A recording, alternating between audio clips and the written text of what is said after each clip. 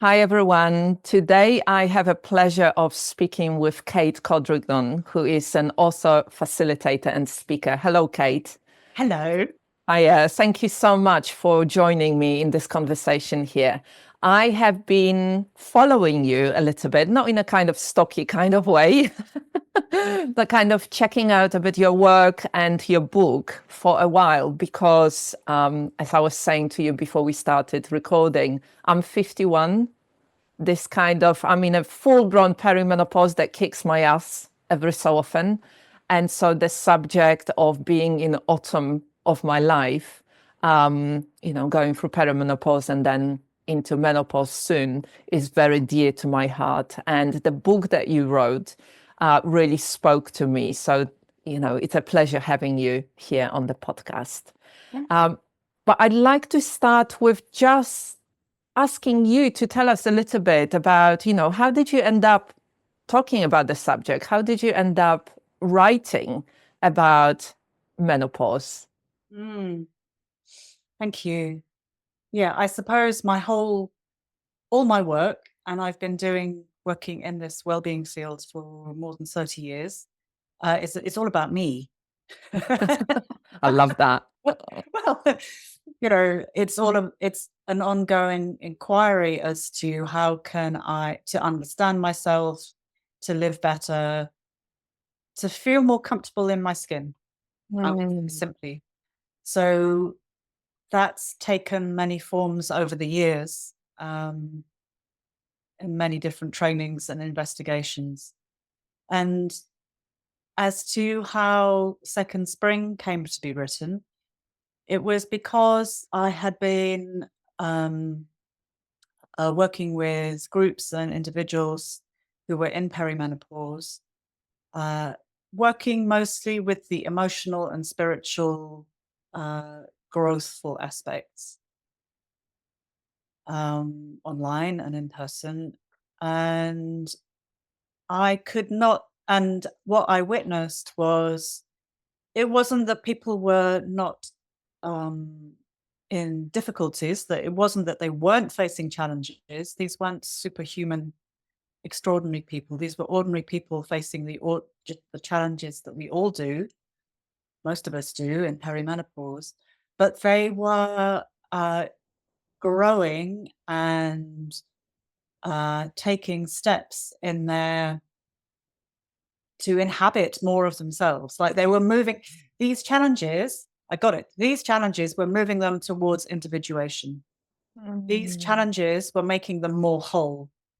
So there was suffering and they were growing out of that suffering. And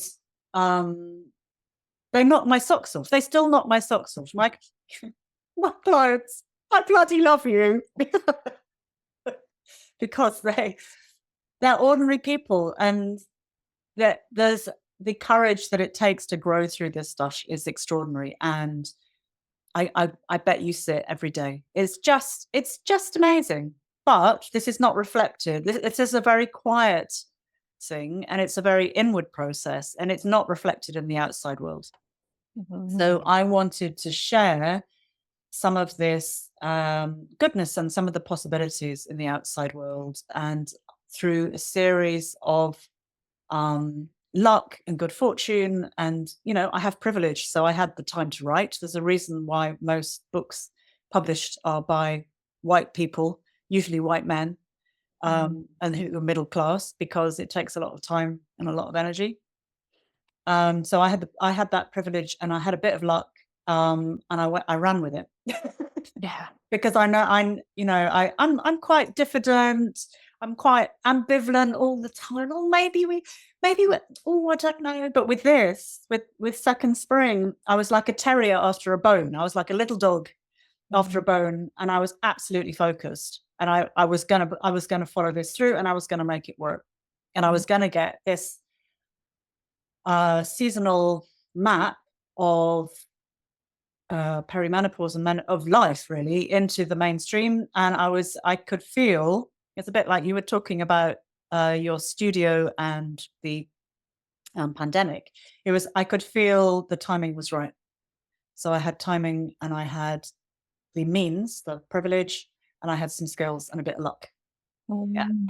A good combination, really, to create something. And I love what you just said. There is a lot of stuff. We do talk more, certainly here in UK, about perimenopause and menopause these days. I mean, even 20, 30 years ago, we were not talking as much about it. So it is in a conversation, but not in a way that you are talking about this and that you wrote in your book. You were talking about that focus on the more emotional and spiritual aspect of it, of experiencing challenges and growing through it. You were, the words that you used that I absolutely love was you talked about ordinary women, like everyday women going through some, not out there in a flashy, beautiful, lots of makeup and nice dresses and polished pictures and how it all looks, but actually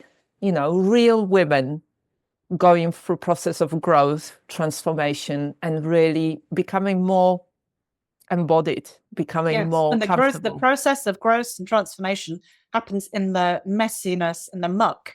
It happens. I've just been scooping leaves out of my pond, actually, just before we clearing out the autumn's debris, and that the transformation happens in the arguments and negotiations around domestic tasks, around the mess in the house, around the emotional labor that people in perimenopause no longer have any energy to do.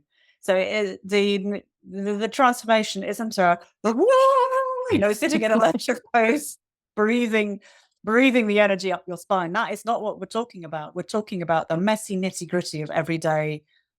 Actually, no, I'm not going to do this anymore, and watching the repercussions and then dealing with the repercussions. And that's what it's about. And that's what I mean by ordinary.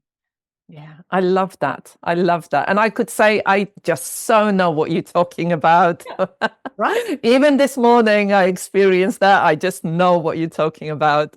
And there is a need for that, isn't it? It's like our choice going through that transformation is to either embrace it and actually show up for it, or start numbing out and start avoiding it, which then has got its own consequences that come with it. So with the work, with your clients and with the book, could you... Can I challenge you a bit? Yeah, sure. Before you get into that, then go with it or numbing out.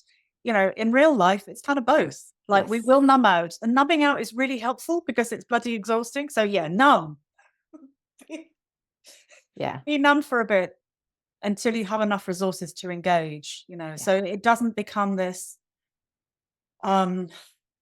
binary about conscious or not, but that we're all kind of going in and going out as best we can. I guess what I meant was, as I said, I have the background in substance misuse and mental health. I meant by numbing out, I meant constant.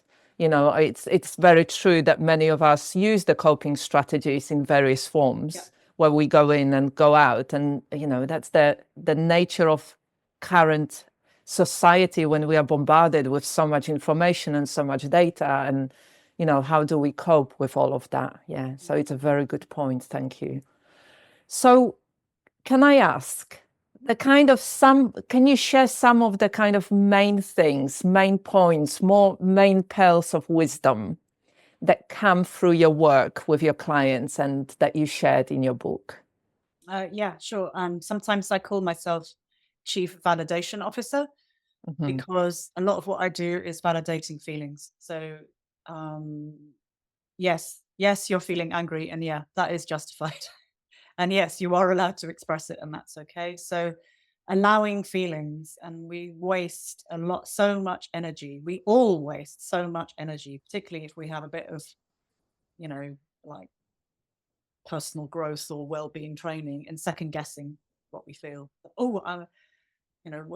We're almost encouraged to overthink. Oh, well, maybe this is because of my mother, or maybe, I shouldn't be feeling this because I should be bigger hearted, or generally gaslighting ourselves about our feelings.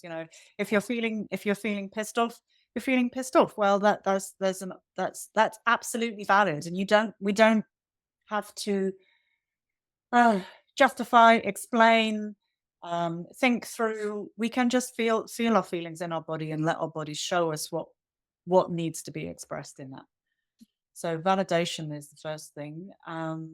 The second thing is that perimenopause, as you referred to earlier, is an autumnal time and a wintry time. So at its simplest, that's a time when we're more permeable, we're more sensitive, and we there's a reason for that. It's really purposeful that we're more sensitive and permeable. And just knowing that it's normal and natural to be more permeable and sensitive, if you're having a natural menopause at a fairly regular time, which is somewhere between 45 and 55, menopause meaning a year since your last period, then you will be feeling more sensitive in that decade.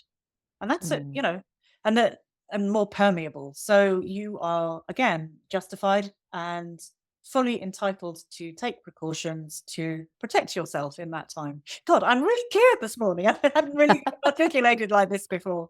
But you can protect yourself. So go out less, don't mix with people who don't respect you, don't push yourself too hard, drink more water, eat more nourishing food, move in a way that is pleasurable to you, more pleasure. You can protect, you are fully justified in protecting yourself and nourishing yourself. Yeah, I think that's it. That's two things. There you go. Yeah, and saying no, I guess, saying no to things that don't resonate, that don't sound like fun. Yeah, that's really great. I think, when I work with women, we often talk about women's experiences about being told, like when they express their feelings, like I feel like this, being told, just get on with it, or you shouldn't be feeling like this, or within the, what are you complaining about within the bigger spectrum of life, you should feel grateful for, and really kind of hearing it a lot through our lives and then internalizing it. So it's not just during the childhood when you're told that you shouldn't be angry, behave yourself, all of those kind of things, but also through our lives. And that can happen. I heard women talking about birth trauma and then being told, like, you've got a healthy baby, you just need to get on with it. Or women being told that, what are you depressed about? You've got good husband, good home, good job. Just pick yourself up and keep going. So there are so many different ways that we are being gaslighted by others and being told that don't trust those feelings, definitely don't express them, don't rock the boat, just get on with it. And then, we come into perimenopause and it almost feels like you have to express it. There is no space for, those feelings are kind of quite enhanced. One of my clients said that it's almost like having a PMT all the time. Like, I have to say what I'm thinking. I need to be heard. I need to honor it. There is quite a lot of fire often that comes up in setting those boundaries. So the validation piece seems like a real foundational piece in here. I think so. Yeah. Would you say? Yeah, absolutely. And the purpose of this sensitivity and permeability is so that we see the truth. We see the truth about how we've been conditioned, what we've taken on that is not ours. We see the truth about the world. So naturally, a lot of feelings will arise, and that is right and proper.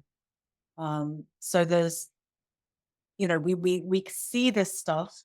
We see how we were trained, maybe to not feel angry, to be nice and good and helpful, often for girls trained that way. And we take that, we build that into careers, some of us, just saying. Yes. Very true. I know, but I mean, certainly for me, like, look how good I am. Look how nice I am. Look, I'm a professionally nice person. I'm sure I'm not alone in that. You're not alone. I'm the same. So, and I'm sure a lot of women listening to this will resonate. And the perimenopause sensitivity, the autumnal sensitivity, shows us the cost. It shows us the cost of being nice and asks us, do you want to continue like this? Or can you let these beliefs go? Yeah. Yeah.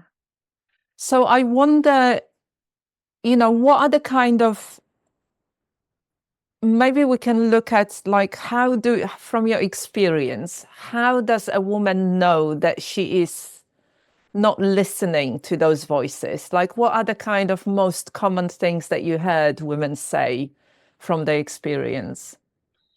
Everybody doesn't listen. Mm, Not listening is part of the process. okay.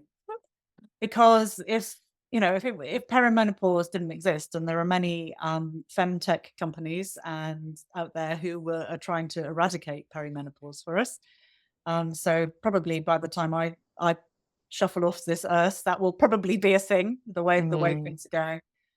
No, I've lost my thread. I got distracted by femtech. What was I going to say?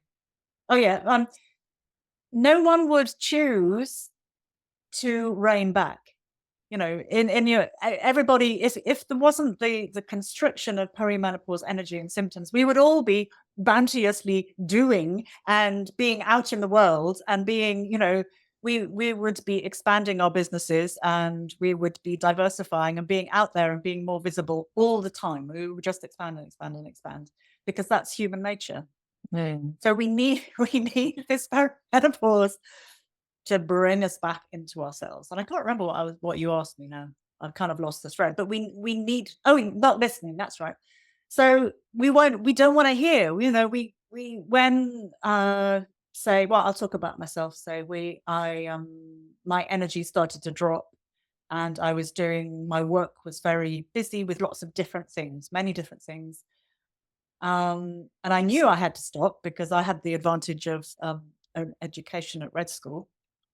But I was still not doing it. I was literally putting my fingers in my ears and going, la, la, la. Yes, I know I must stop. La, la, la, la. Keep going. And that is part of the process that we have to meet. We have to meet and tussle with our challenge and resist it.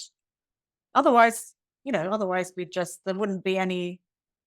What is the purpose of that? The purpose of that, I think, is to help us build resilience and toughen up. We have to meet the challenge, whether it's a dropping in energy or pain, or whatever it is that we're meeting. There's a holy battle with it before we can then surrender. We can't skip from noticing our energy is dropping to resting adequately without it's a reckoning.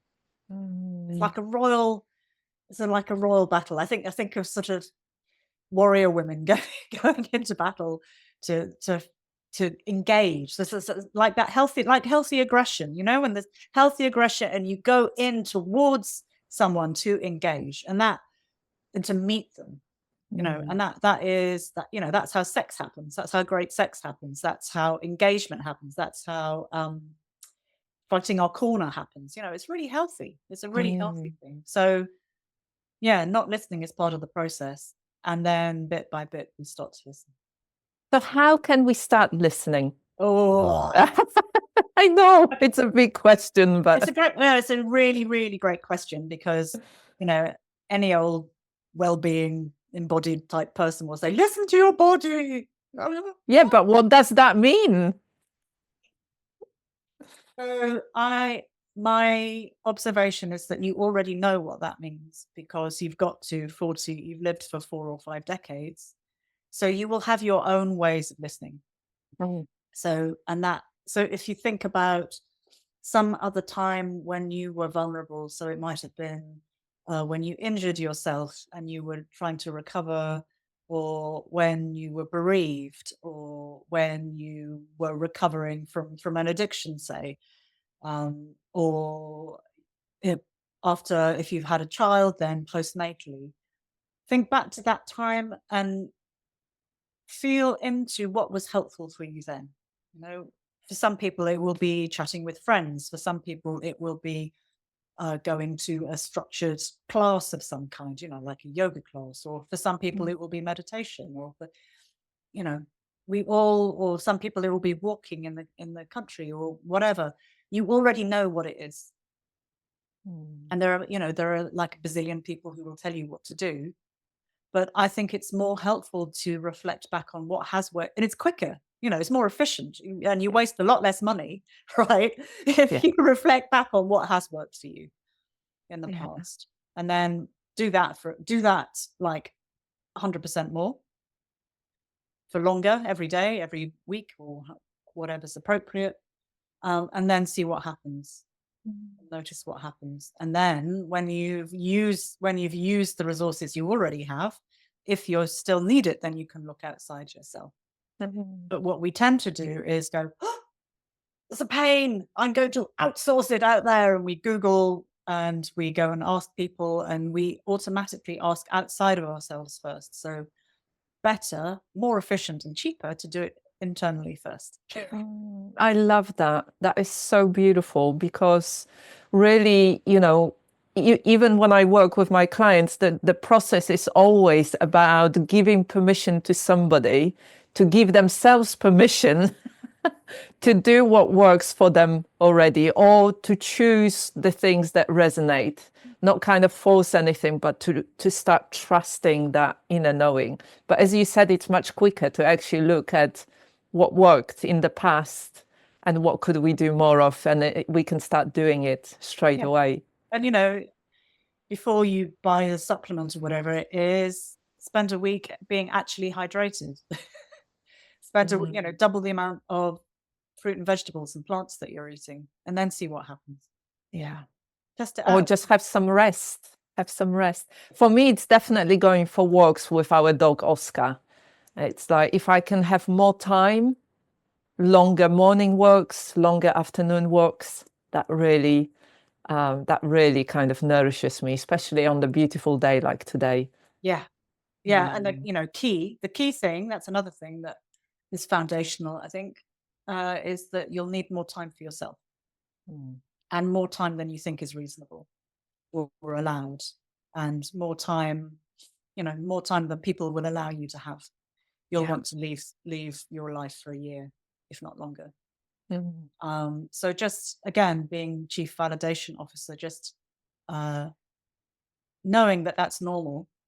And because we have kids later these days, people with families will likely have quite small kids when they're in perimenopause. So they're in this almighty struggle between the need to mother and care for small people who need you 24/7, and the need to run for the hills, and with all the associated guilt and difficulty that comes with that. There is something in here that you're talking about that comes up for me. You were talking about, you use that word surrender, like the surrender. And, for many of us, the word surrender comes with giving up. Whereas what you are talking about, it's like the more you talk, the more it comes through, that there is such a big element of surrender as acceptance, like stopping fighting against it and allowing yourself to just see it and accept it for what it is. And then make decisions from that space, whether it is the validating or honoring, or really expressing and letting others know, I need more time, I need more space. Like, no, I don't want to do the laundry or cooking right now, or whatever. I just want to be left alone for a little bit so I can take care of myself and attend to my needs. We could frame surrender as coming into a compassionate relationship with yourself, or coming into a more deeply loving relationship to yourself. And that describes it a bit better, I think. Sometimes to be deeply compassionate to yourself, that would mean giving up. But often it means taking a stand. So if you feel into what would be the most, like, it's a great mindfulness practice. whatever time of life, what would be the most loving thing that I could do for myself right now? Yeah. And that is surrender. There is something that comes up for me around how middle-aged women are talked about and shown in series, on TV, in the media. And I've heard that saying again and again, that there is nobody more invisible than a middle-aged woman, that the middle-aged woman is unnoticeable, can blend in. And what comes up for me is that there is maybe an element of fear within our psyche as women, as we go through perimenopause and menopause, that we will somehow become really invisible. And what I'm hearing you talk about this, like, you said, live your life for a year, give yourself time, to look after yourself. And so how do we navigate this? Maybe if the fear is coming up like this, and knowing that actually we do need to step back. We do need to let go of projects or responsibilities to look after ourselves. I think there is a lot. I hear that too. This saying, "I'm fear of being invisible," or dismay at being invisible. And I think it's a really interesting investigation to ponder on, who am I not visible to, in what way, and how does that, and what does that mean for me? Because it means different things for different people, and it's a kind of blankety. It's a generality and a bit of a cliche, and like all cliches, it has some truth in it, but it depends on what it means to you. And I think that in our ageist culture, if you are someone whose self-esteem and meaning is deeply connected to male gaze, then you suffer a lot, because our culture is ageist, and in general, with male gaze, it passes over older people. So yeah, there is a massive reckoning there that is really hard.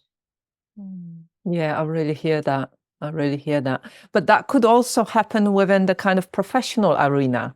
Yes.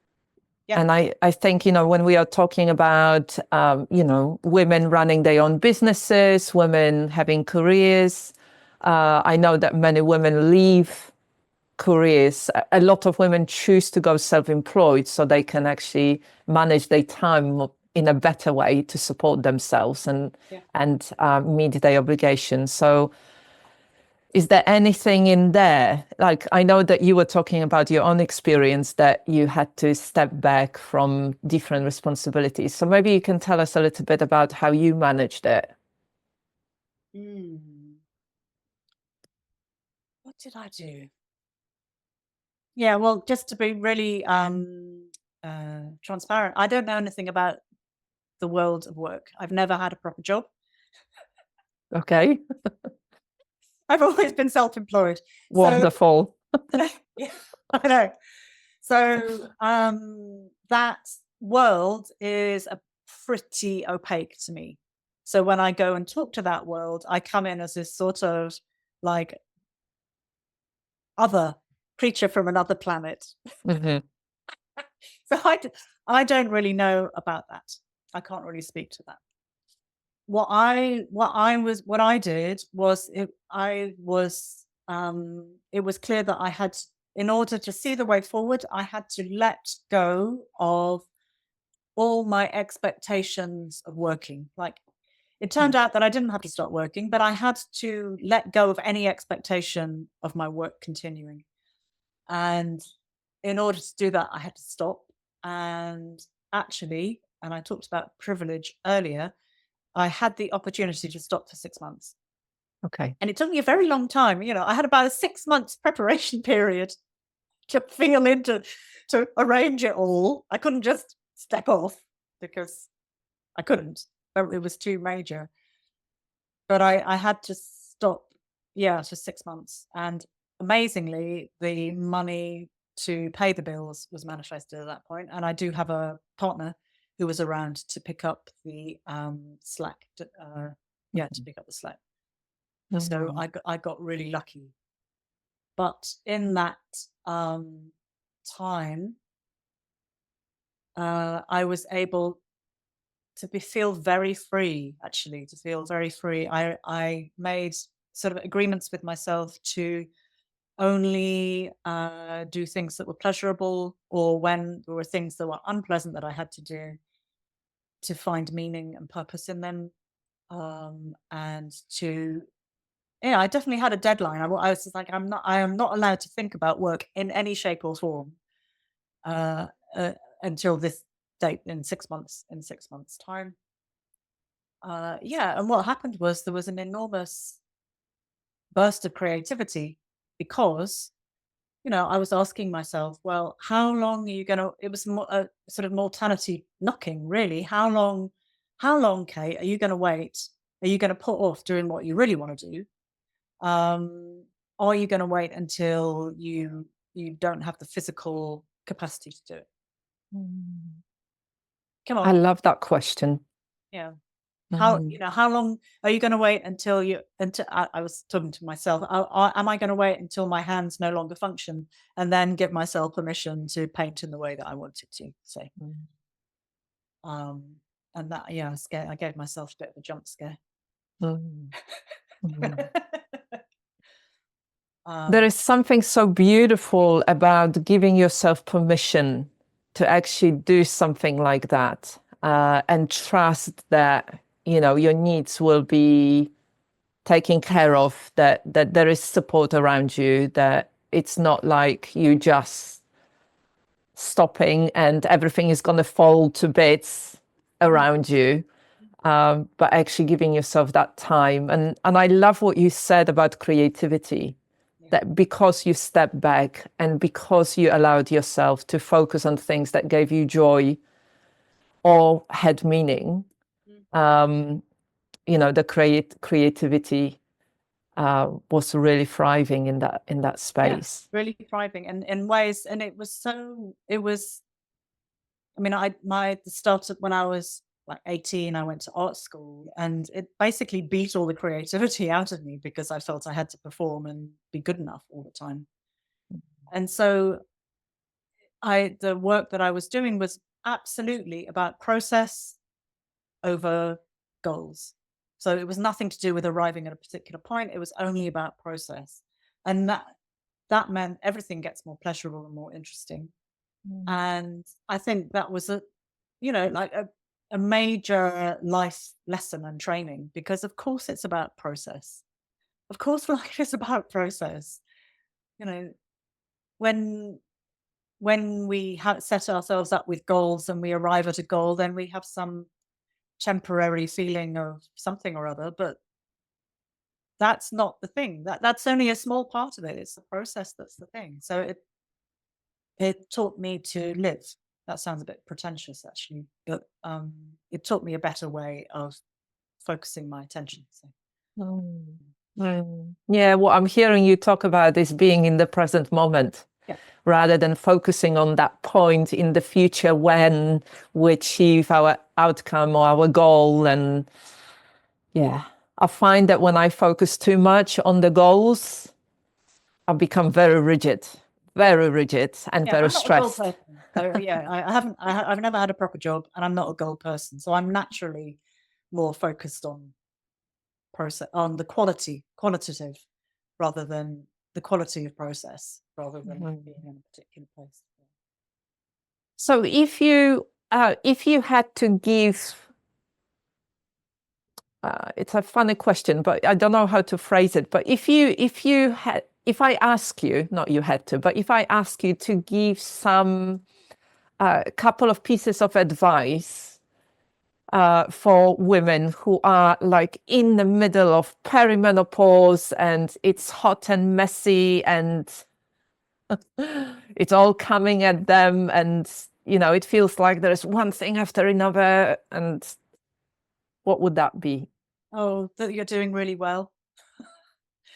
Mm. But you're absolutely brilliant. You're doing brilliantly to cope with all this stuff, because for nearly everybody, we completely underestimate and do not see everything that we're holding.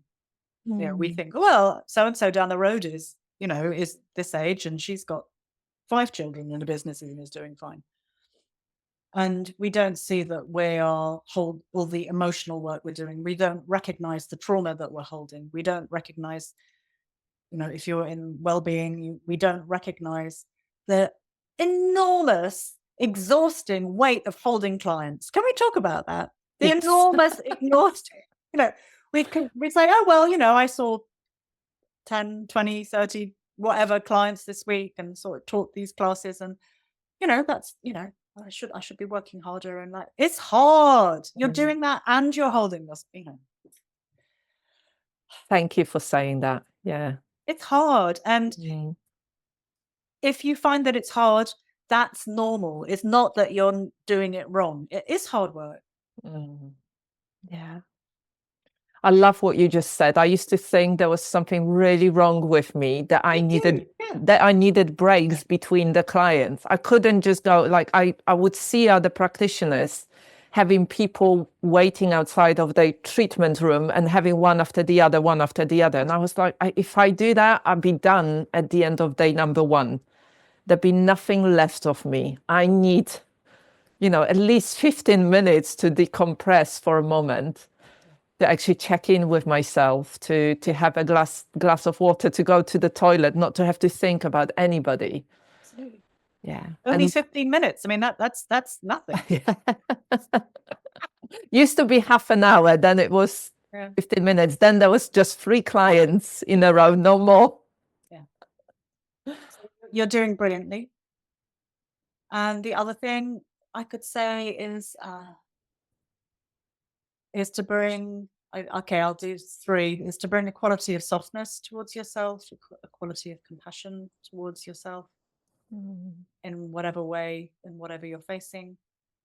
And the third thing is to look at the pacing of how you pace the moments in your days. So moving, I mean, it's kind of like having bigger gaps between your meetings or between your clients. And then in those gaps, not instantly checking your emails, but to exhale and to stretch and to move slowly from place to place, move more slowly from place to place. So there's the actual moment to moment. Oh, my shoulders stretching and sort of moving in the moment. And there's also diary planning, stretching the gaps, stretching stuff out so there are bigger gaps, which will mean saying no to stuff. But pacing yourself more gently. And that's something that you can put in place right now, no matter what your day is faced with. Even in a really intense day, you can move from your office to the bus stop in a slow way. Yeah. Yeah. I love that. Just giving yourself permission to live your life in that way on a daily basis, rather than having to run away for a holiday for 2 weeks or 6 months in an ashram in India, or Yeah, I mean, and that's the thing, you could go away for 2 weeks or 6 months or whatever, and live the dream, whatever your dream is. And then when you come back, you'll still be coming back. You take yourself away to the ashram with you, but then you still come back into your lives. yeah. Mm. Beautiful. We just before you pressed record, we were just starting a conversation about practitioners and how we have to do the work ourselves first. Yes. So I got really excited and I said, press record, because I really want to have this conversation. And let's talk about that. Let's talk about that. We got just a 5-minute little ding dong on this. And I'd be fascinated to hear your take on it. I feel that the work we do on ourselves is the work. It's not supplemental to the learning and the education. That is the work. That unless we can walk our talk unless we can really hold ourselves with love and compassion and curiosity some of the time, and come back to compassion and curiosity when we go off into judgment and blame and self-hatred. When we come back, that is the work, that is the training, and that is ongoing and lifelong. And that's I so agree with you. Practitioner. And it doesn't really matter. I mean, it's helpful to have a good theoretical structure behind you, but I think that's the thing. Yes, I completely agree with you. That was a short conversation. I think it's such an important thing, because there are many jobs out there that you could do where you are in a certain kind of way with your clients, but then you're not doing the work yourself. I certainly seen it quite a lot in social care, where there were practitioners maybe working in caring professions, being very, very caring towards the clients, but actually not taking care of themselves at all. And I think one of the beautiful things is that for those of us who answered the call of actually working in a different way, and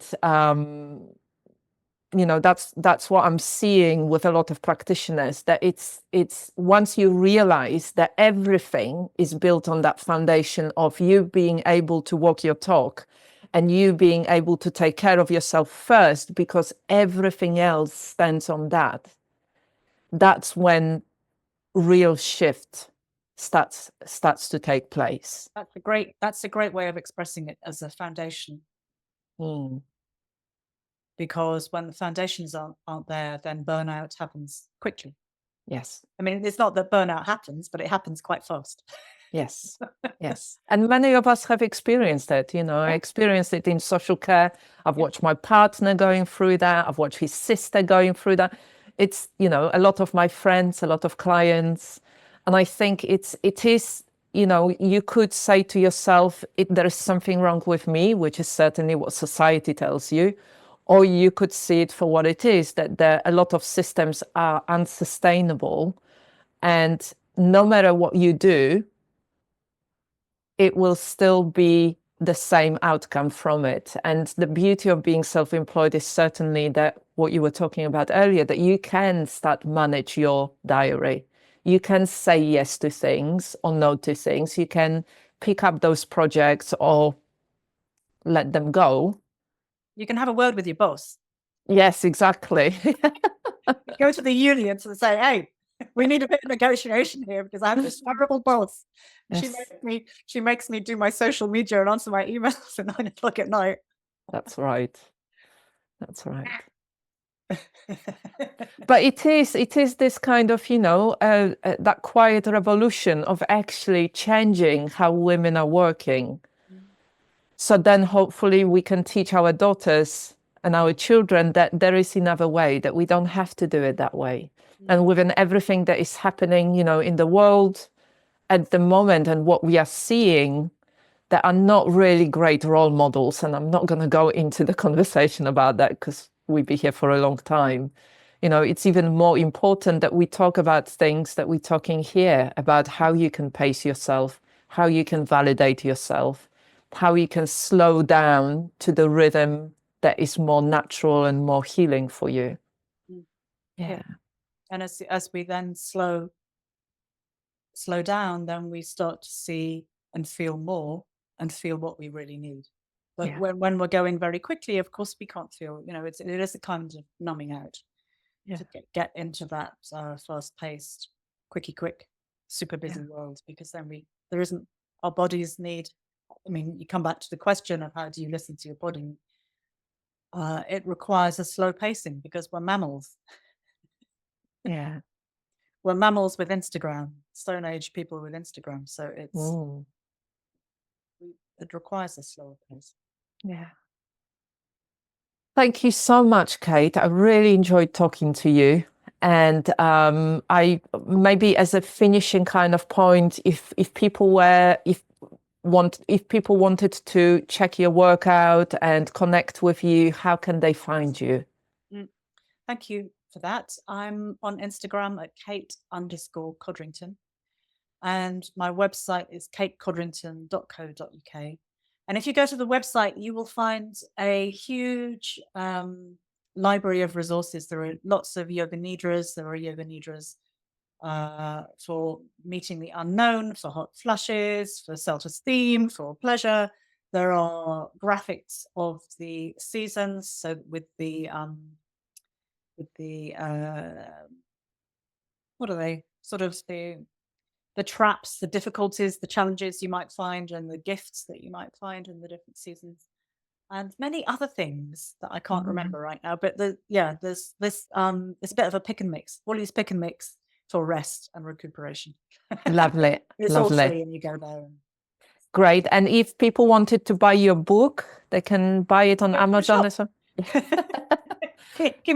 Yeah, there are two books. One book is Second Spring, The Self-Care Guide to Menopause, and that's available worldwide, everywhere. Obviously, try and buy it at an indie shop if you possibly can. Yes. The other book is the Perimenopause Journal, and that takes this kind of stuff that we're talking about pacing, slowing down, and compassion, and helps you to give yourself accountability to do that every day in a journal form. Brilliant. Thank you so much, Kate. Thank Pleasure. you for joining me and for sharing your wisdom. Thank you. Thank you.